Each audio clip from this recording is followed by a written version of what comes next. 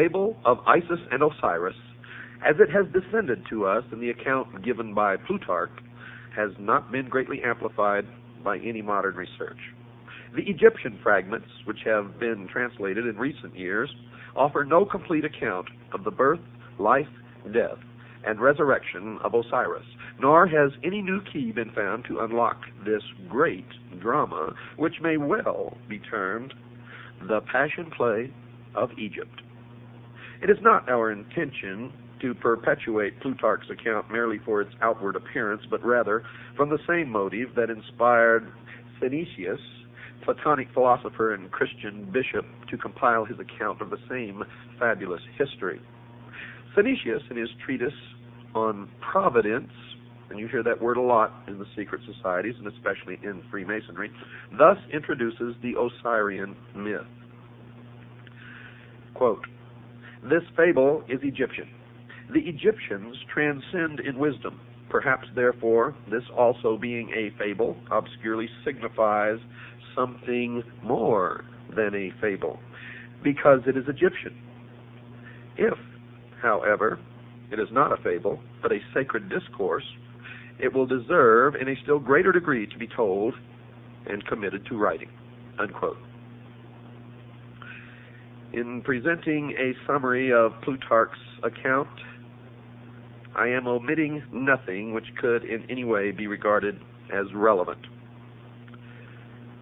I am taking the liberty, however, of somewhat expanding the fable by incorporating therein some small fragments derived from other Greek writers, and occasionally a few words bearing upon the account from fragments of Egyptian religious literature. The story, then, is in substance as follows. The goddess Nut, whom Plutarch identifies with Rhea, was the daughter of Shu and Tefnut. She is the wife of Seb, also known as Saturn, and the mother of Ra, or Helios, also known as the sun. Now, if we're to trust Plutarch, she afterwards becomes the wife of Ra, or the sun. Nut is unfaithful to Ra, who, discovering that she is with child by Seb, pronounces a curse upon her that she should not be delivered of her progeny in any month or year. Thoth, which is Hermes or Mercury, who is also in love with Nut, comes to her assistance with a stratagem. He plays at tables with the moon goddess, Selene, and wins from her the 70th part of each of her illuminations. And joining these parts together, he forms of them 5 days, which he adds to the calendar. Previous to that time, the Egyptian year consisted of 360 days, the exact number of degrees in a circle. Now, these 5 days being not part of any month or year, Ra was outwitted. You see, because upon these days, Nut brought forth her 5 children at different times in different places. Upon the first of these days, she brought forth Osiris, and the place of his birth, according to Diodorus, was Mount Nisa in Arabia, the Happy. Mount Nisa is now Mount Sinai, folks. At the moment of the birth of Osiris, a voice sounded throughout the world saying, quote, "The Lord of all the earth is born," unquote. On the second day, Nut gave birth to Aroris, the elder Horus. On the third day, Typhon or Set. On the fourth day, Isis. And on the fifth and last day, Nephthys. The Egyptians, therefore, regard the 5 days, which they term the epact or superadded, as the birthdays of the gods, especially venerating the fourth of them, upon which the benevolent goddess Isis came into being. Plutarch further on announces that the 5 children of Nut were not all of the same father, thus contradicting his earlier statement. For he says that Osiris and the elder Horus were the children of Ra, that Isis was the daughter of Thoth, and only Typhon and Nephthys were actually the offspring of Seb. There is another, and even more recondite legend regarding the elder Horus, which denies him the fathership of Ra, declaring him to be the offspring of Osiris and Isis, while they were still in the womb of Nut. Now, these accounts we shall consider later. Osiris was given to Hamlet to be educated, and having come to the years of majority, became the king of Egypt. In this high capacity, Osiris applied himself to the civilizing of his nation, turning the Egyptians from their previously indigent and barbarous course of life to a happy and community existence. He taught them agriculture, compiled for them a body of laws for the regulation of conduct, instructed them in the reverencing and worship of the gods, thus establishing Egypt in all the essentials of truth, according to the legend. And having brought his own nation to prosperity and enlightenment, Osiris traveled over the rest of the world, converting peoples to his disciplines, not by force, but the persuasion of reason. Osiris was accompanied on this journey by a procession of nymphs and other superphysical beings who filled the air with music and song.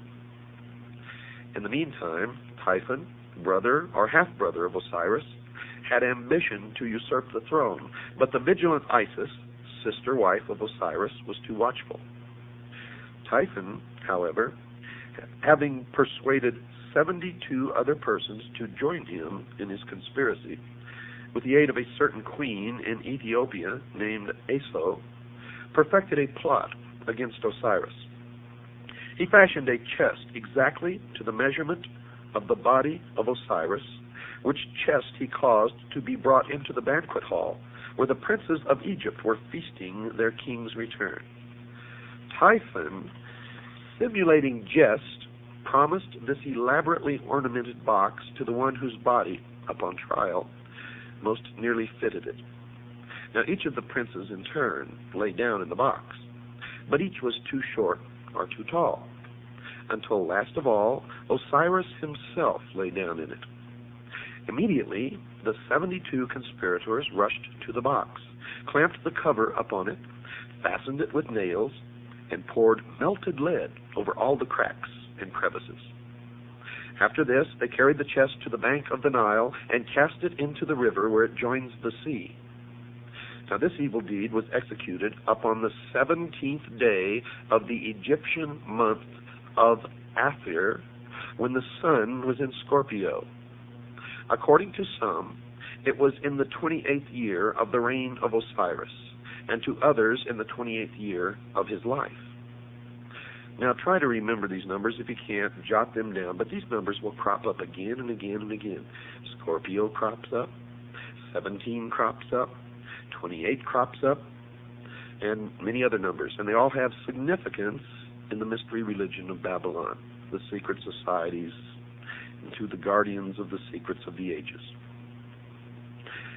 As soon as Isis received word of this crime, she cut off one of the locks of her hair and put on the mourning apparel of widowhood, for which reason the spot where she did this was afterwards called Koptos.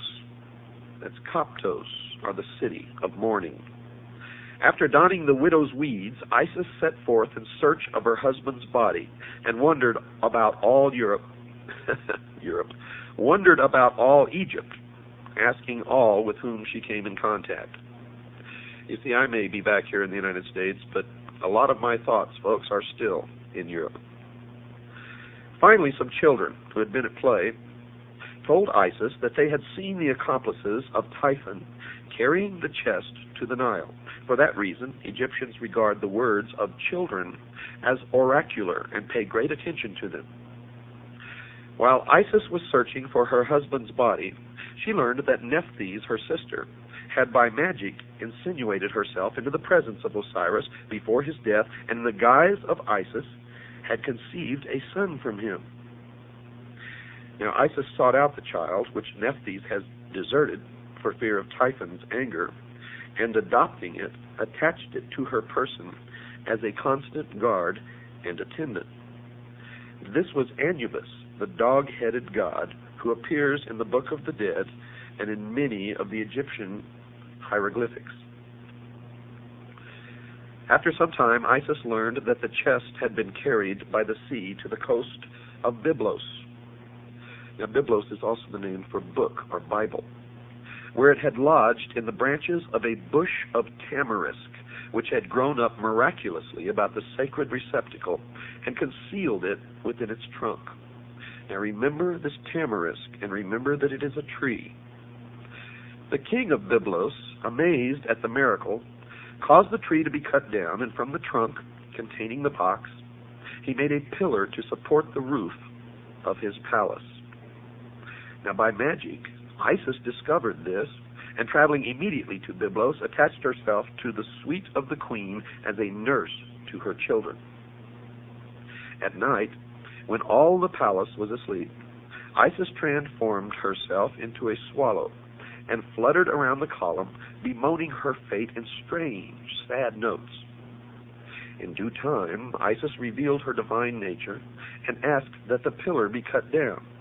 Taking therefrom the chest, she departed with it into a desert place where she performed certain magical rites by which the body of Osiris was temporarily animated. And by this animation she received from Osiris a son who is called the younger Horus, the child who was conceived of the dead. Now there is some confusion in the account at this point. Plutarch says that Isis left the body of Osiris temporarily to visit her son Horus, just mentioned, but the context of the fable would rather call for her departure to a secluded place where the child could be born without the knowledge of Typhon, who certainly would have destroyed him. Isis hid the chest in a remote and unfrequented place, but Typhon, hunting one night by the light of the moon, chanced upon it. Knowing its contents, and realizing Isis to be proficient in magic, he resolved to thwart her purposes, and tearing the body into 14 parts, he scattered them over Egypt. Now remember, 14 parts. Folks, don't forget that. From the inscriptions on the Metternich stele, it seems that Set must have imprisoned Isis and her son Horus. The goddess is made to say, quote, "I am Isis, and I came forth from the house wherein my brother Set had placed me," unquote.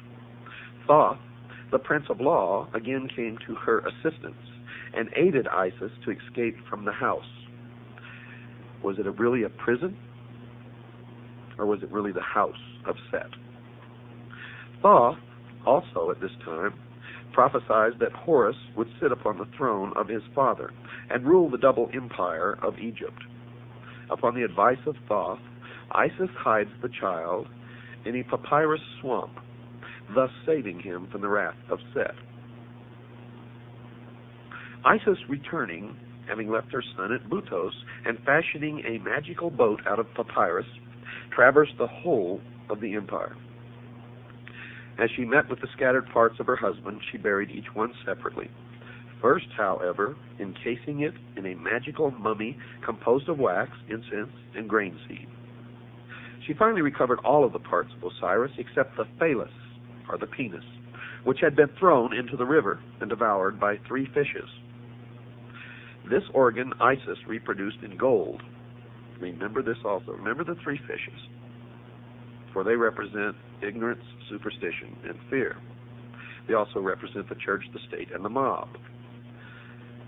And remember that Isis reproduced this member, this organ, in gold, and having performed all of the ceremonies necessary to ensure the life of Osiris in the underworld, she returned to her son Horus, and by the theurgic arts